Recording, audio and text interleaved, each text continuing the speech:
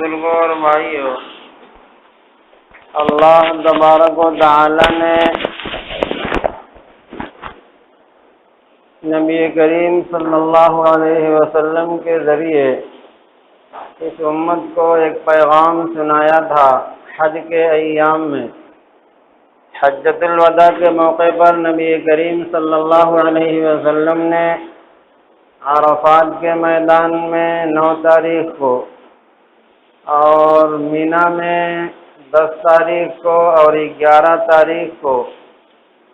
صحابہ کرام رضوان اللہ تعالی علیہم اجمعین کے سامنے کچھ نصیحتیں، کچھ پیغام اور زندگی گزارنے کے اہم اصول بیان کیے تھے، جو عام طور پر حدیث کی کتابوں میں خطبہ حجۃ الوداع کے نام سے محدثین بیان کرتے ہیں۔ ہر امتی کو اور ہر انسان کو چاہیے کہ نبی کریم صلی اللہ علیہ وسلم کے حجۃ الوداع کے خطبے کی یہ نصیحتیں محفوظ کرے اور اس کے مطابق اپنی زندگی گزارنے کی کوشش کرے۔ بہت ہی زیادہ جامع اور اہم نصائح اور دین کی ضروری باتیں، زندگی کا خلاصہ اور زندگی کا نچوڑ نبی کریم صلی اللہ علیہ وسلم نے بیان کیا، اور بیان کرنے میں اس کا بھی اظہار کر دیا کہ یہ ہماری اور آپ کی آخری اور الوداعی ملاقات ہے۔ ایک الوداعی اور آخری ملاقات پر جو نصیحت کے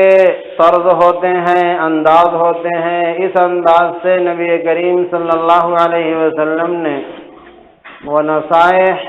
اور پیغامات سوالات صحابہ کے درمیان رکھے، اور سوالات صحابہ نے بعد میں آنے والی نسلوں تک پہنچایا، اور سلسلہ بسلسلہ آج ہم تک پہنچا۔ نبی کریم صلی اللہ علیہ وسلم نے ارشاد فرمایا، لوگوں یہ بتاؤ یہ کون سا مہینہ ہے؟ صحابہ کرام رضوان اللہ تعالی علیہم اجمعین نے کہا، اللہ ورسولہ اعلم، اللہ اور اس کے رسول صلی اللہ علیہ وسلم ہی زیادہ بہتر جانتے ہیں کہ یہ کون سا مہینہ ہے۔ حضور صلی اللہ علیہ وسلم سوال کر کے اتنی دیر تک خاموش رہے کہ صحابہ اپنے دلوں میں یہ سوچنے لگے کہ آج کے دن مہینے کا نام بدلا تو نہیں جائے گا۔ بہرحال کچھ دیر خاموش رہنے کے بعد نبی کریم صلی اللہ علیہ وسلم نے پھر پوچھا، کیا یہ ذی الحجہ کا مہینہ اشہر حرم کا مہینہ نہیں ہے؟ صحابہ نے کہا، ہاں یا رسول اللہ صلی اللہ علیہ وسلم، یہ قابل احترام ذی الحجہ کا مہینہ ہے۔ پھر پوچھا، یہ بتاؤ یہ کون سی سرزمین ہے؟ صحابہ نے کہا، اللہ ورسولہ اعلم۔ یہ سوال کر کے نبی کریم صلی اللہ علیہ وسلم اتنی دیر تک خاموش رہے کہ صحابہ یہ سوچنے لگے شاید اس سرزمین کا نام آج بدل تو نہیں جائے گا۔ پھر کچھ دیر خاموش رہنے کے بعد کہا، کیا یہ شہر مکہ نہیں ہے، مکہ کی سرزمین نہیں ہے؟ تو صحابہ نے کہا، ہاں یا رسول اللہ صلی اللہ علیہ وسلم، یہ مکہ کی باعظمت اور بااحترام سرزمین ہے۔ پھر پوچھا، یہ بتاؤ یہ کون سا دن ہے؟ تو صحابہ نے کہا، اللہ ورسولہ اعلم۔ نبی کریم صلی اللہ علیہ وسلم نے کہا، کیا یہ یوم النحر نہیں ہے، قربانی کا دن باعظمت اور با احترام؟ صحابہ نے کہا، ہاں یہ یوم النحر ہے یا رسول اللہ صلی اللہ علیہ وسلم۔ اس انداز سے سوال و جواب کر کے پھر آگے کی جو بات کہی تاکہ دل میں بیٹھ جائے، فرمایا، ان دماءکم واموالکم وَأَعْرَاضَكُمْ حَرَامٌ عَلَيْكُمْ كَحُرْمَةِ يَوْمِكُمْ هَذَا فِي بَلَدِكُمْ هَذَا وَفِي شَهْرِكُمْ هَذَا۔ یاد رکھو ہر مسلمان کی جان، اس کا مال، اس کی عزت اور آبرو قابل احترام ہے، جیسے یہ سرزمین قابل احترام ہے، قابل احترام ہے جیسے یہ حج کا دن قابل احترام ہے، قربانی کا دن قابل احترام ہے، بعظمت و مقدس اور قابل احترام ہے جیسے یہ مہینہ قابل احترام ہے۔ مطلب کہنے کا یہ ہے جیسے خانہ کعبہ، سرزمین مکہ اور اشہر حرم، اس مہینے اور اس دن کا احترام ہم اور آپ کرتے ہیں، ایسے ہی ہر مسلمان کی جان کا احترام، اس کے مال کا احترام، اس کی عزت کا احترام ہمیں اور آپ کو کرنا ضروری ہے۔ جیسے اس سرزمین خانہ کعبہ اور وہاں کے مہینے قابل احترام ہے، اس میں ہم کسی بھی قسم کی غلطی کوتاہی سے اپنے آپ کو بچاتے ہیں، ایسے ہی مسلمان کی جان مال عزت آبرو کے سلسلے میں کسی بھی قسم کی حق تلفی اور کوتاہی سے ہمیں اپنے آپ کو بچانا چاہیے۔ آگے فرمایا نبی کریم صلی اللہ علیہ وسلم نے، یہ تمہارے ماتحت جو نوکر ہیں، غلام ہیں، خادم ہیں، یہ تمہارے بھائی ہیں، جو خود کھلاتے ہو ان کو کھلاؤ، جو خود پہنتے ہو ان کو پہناؤ۔ مطلب یہ ہے کہ یہ تمہارے ماتحت اللہ تبارک تعالیٰ نے کر دیا ہے دنیاوی نظام کے اعتبار سے، لیکن یہ تمہاری طرح بالکل تمہارے بھائی ہیں، جیسے تمہاری عزت ایسے ان کی عزت، جیسے تمہارا احترام ایسے ان کا احترام، جیسے تمہاری جان ایسے ان کی جان، جیسے ہماری جان قابل احترام ہے ہم ان کی جان کو بھی قابل احترام سمجھیں، جیسے ہمارے ماں باپ قابل احترام ہیں ایسے ان کے بھی ماں باپ قابل احترام ہیں، جیسے ہماری بہن بیٹیاں قابل احترام ہیں ایسے نوکروں غلاموں خادموں کی بہن بیٹیاں قابل احترام ہیں، جیسے ہمارے گھر کی بہو بیٹیاں قابل احترام ہیں ان کے گھر کی بہو بیٹیاں قابل احترام ہیں، اس فرق کی وجہ سے کہ ہم آقا ہیں یہ غلام ہیں، ہم مالک ہیں یہ نوکر ہیں، عزت کے اعتبار سے احترام کے اعتبار سے کوئی فرق نہیں ہے۔ اپنی عزت کو جیسے سمجھتے ہو ایسے ان کی عزت کو سمجھو،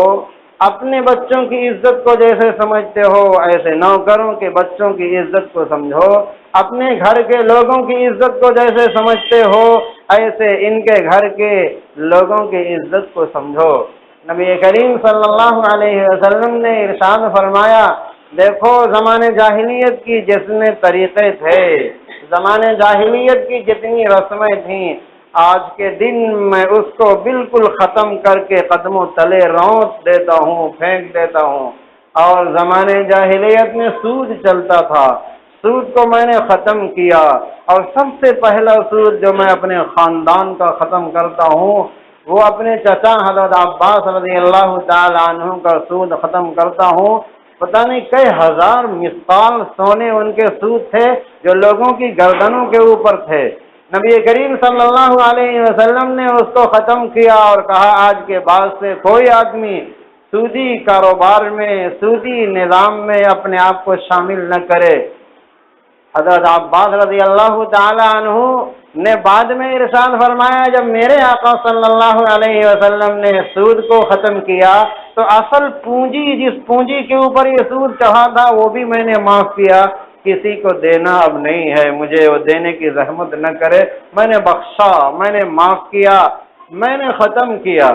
علماء فرماتے ہیں، محدثین کتابوں میں لکھتے ہیں، آل عباس کے اندر 600 سال حکومت اللہ تبارک تعالیٰ نے عطا فرمائی۔ ہارون رشید کا زمانہ یا سلطنت عباسیہ کے عروج کا سب سے بہترین زمانہ ہے، یہ صرف اس سخاوت کی وجہ سے اللہ تبارک تعالیٰ نے ان کی نسلوں کو دیا، جو سخاوت حضرت عباس رضی اللہ تعالیٰ عنہ نے کیا تھا کہ میں نے وہ پونجی اور اصل رقم معاف کیا جس کے اوپر سود چڑھا تھا، اس سخاوت کی وجہ سے ان کی نسل میں اللہ تبارک تعالیٰ نے سلطنت کا نظام 6 صدیوں تک چلایا۔ آگے فرمایا کہ زمانے جاہلیت میں قتل پر قتل اور ایک دوسرے سے خانہ جنگی چلتی تھی، میں نے ان سب چیزوں کو ختم کیا، ناحق کوئی آدمی کسی کو قتل نہ کرے، اور سب سے پہلا قتل میں اپنے خاندان کا ختم کرتا ہوں، لہذا تم لوگ بھی سب اپنے اپنے گھروں کے قتل کو معاف کرو اور کسی کے قتل کے در پہ نہ ہو۔ عیاص بن ربیعہ بن حارث بن عبد المطلب کو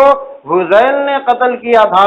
میں نے اس کو معاف کیا، لہذا آج کے بعد کوئی آدمی کسی کو قتل نہ کرے۔ آگے فرمایا نبی کریم صلی اللہ علیہ وسلم نے،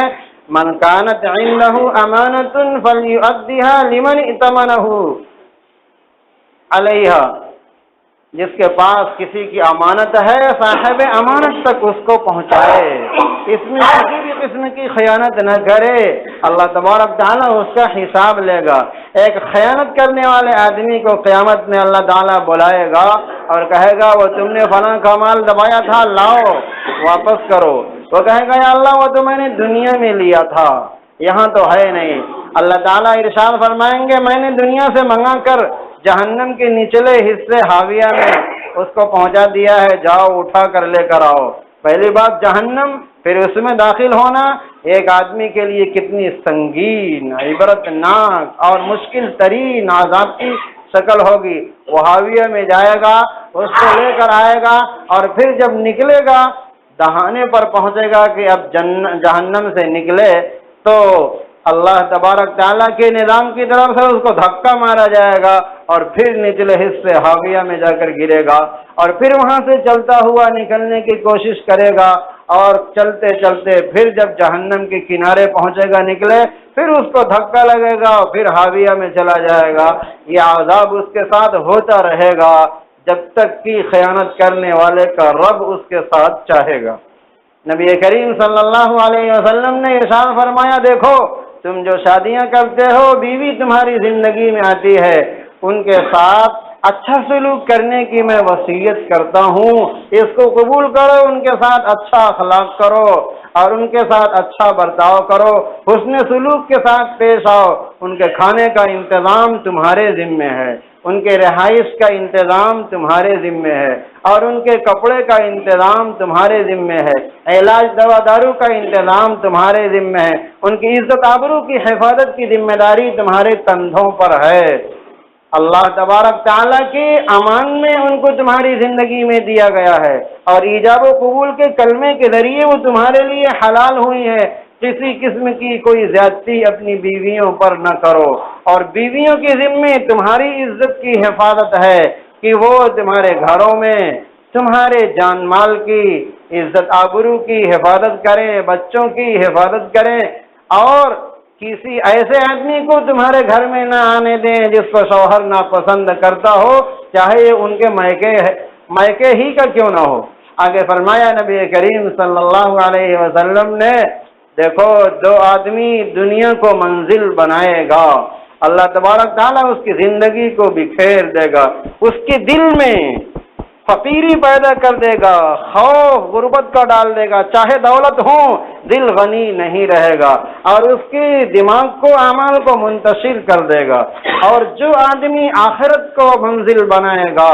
اللہ کو، اللہ کے رسول صلی اللہ علیہ وسلم کو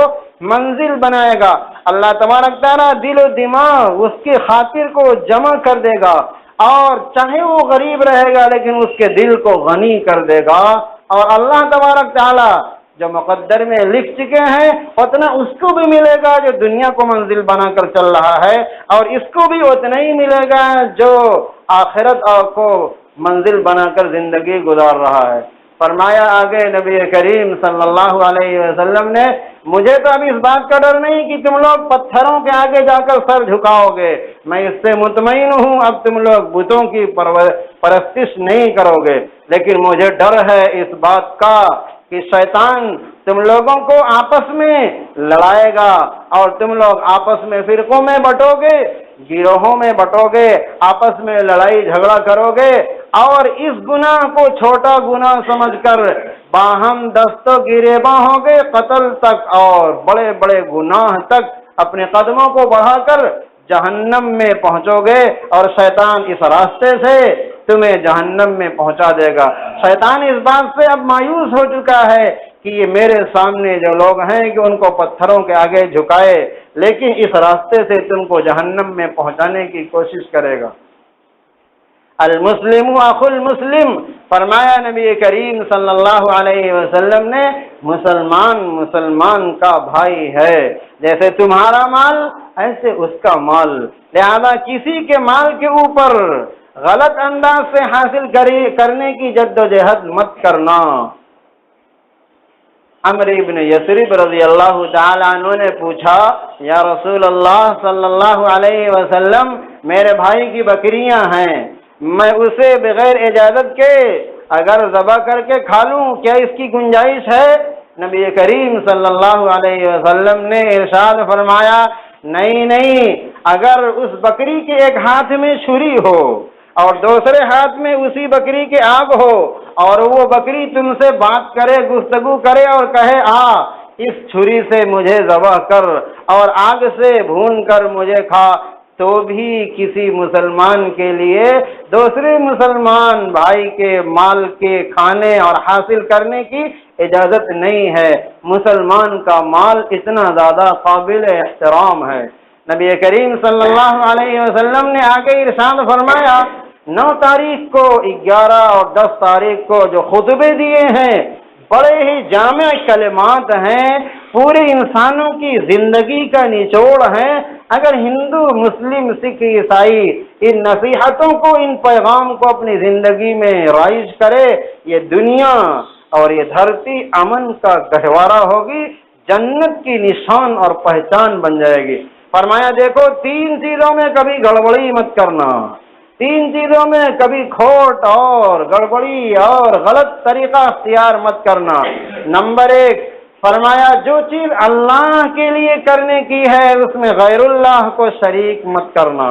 دنیاوی اغراض اس میں شامل نہ کرنا۔ نماز اللہ کے لیے پڑھنی ہے، روزہ اللہ کے لیے رکھنا ہے، ماں باپ کی خدمت، میں سمجھا رہا ہوں یہ مثال سے، ماں باپ کی خدمت اللہ کے لیے کرنی ہے، بہنوں کا حصہ اللہ کے لیے دینا ہے، زکوٰۃ اللہ کو خوش کرنے کے لیے دینی ہے، مسجد میں پیسہ اللہ کے لیے دینا ہے۔ تو مطلب یہ ہے کہ جو چیز اللہ کے لیے کرنی ہے اس میں شہرت اور ریا اور نمود اور کسی قسم کی کھوٹ شامل نہ کرنا، صرف اللہ کے لیے کرنا، اس میں کوئی دنیاوی غرض مت آنے دینا،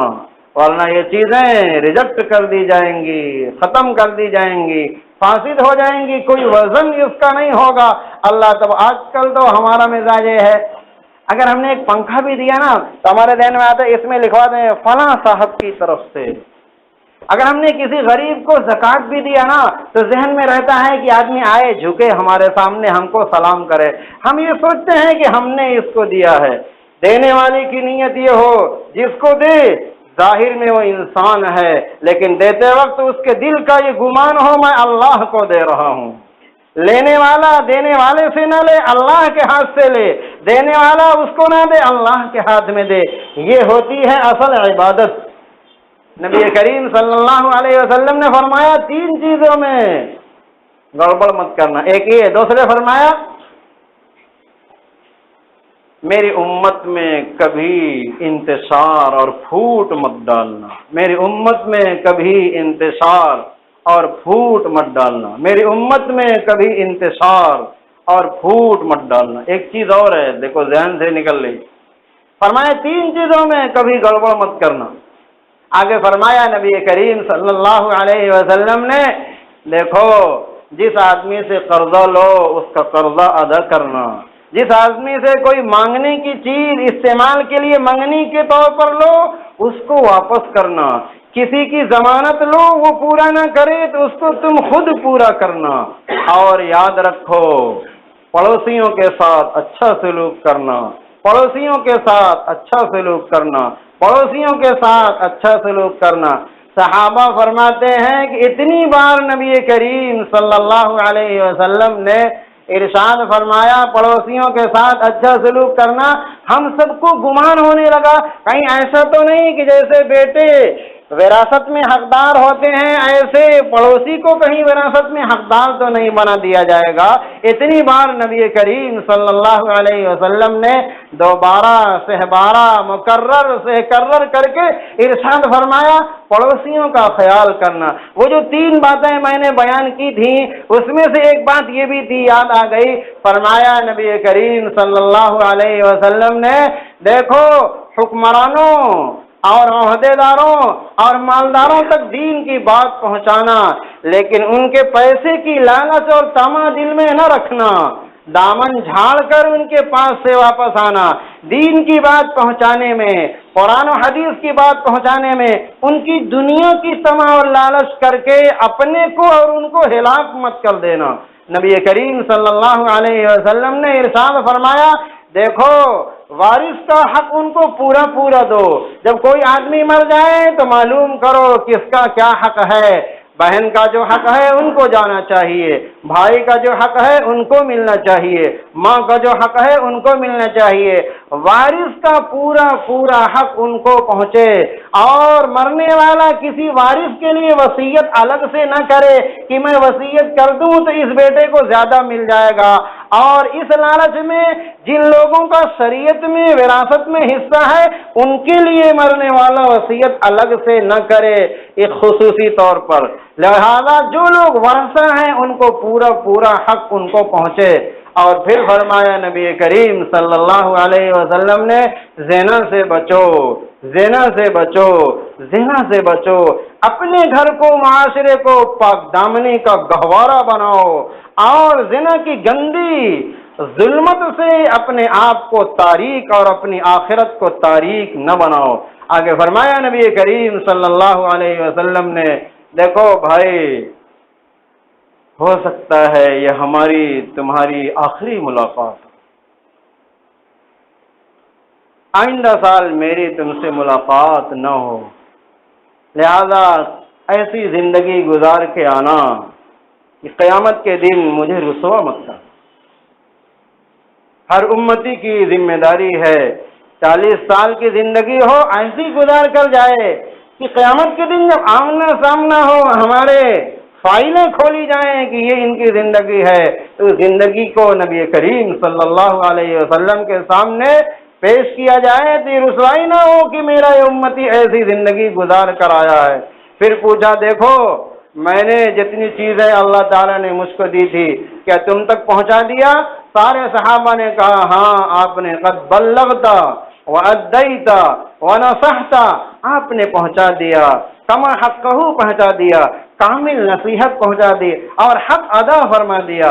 جب یہ بیک زبان 100 لاکھ مجمع نے صحابہ کرام نے گواہی دی تو نبی کریم صلی اللہ علیہ وسلم نے آسمان کی طرف یہ انگلی کا اشارہ کر کے کہا اللہم شہد، اللہم شہد، اللہم شہد، اے اللہ تو گواہ ہے میں نے ان کو پہنچا دیا ہے، اے اللہ تو گواہ ہے میں نے ان کو پہنچا دیا ہے۔ یہ گواہی یہاں پر بھی ثابت ہو رہی ہے نبی کریم صلی اللہ علیہ وسلم کی وہ باتیں آپ لوگوں کے کانوں کے ذریعے آپ تک پہنچ رہی ہیں، آپ کے گھروں تک پہنچ رہی ہیں، لہذا جو نصیحتیں کی ہیں اس کو اپنے گریبان سے لگاؤ، اپنے گلے میں رکھو اور اپنے دل و دماغ میں جگہ دو۔ ہماری زندگی گزارنے کے طریقے ہیں، یہ ہمارے گھروں کی زندگی بن جائے تو اس پر غیر مسلم بھی آ جائیں اور یہ دنیا امن کا گہوارہ بنے۔ اللہ تبارک تعالی ہم کو عمل کرنے کی توفیق عطا فرمائے۔ وآخر دعوانا الحمدللہ رب العالمین۔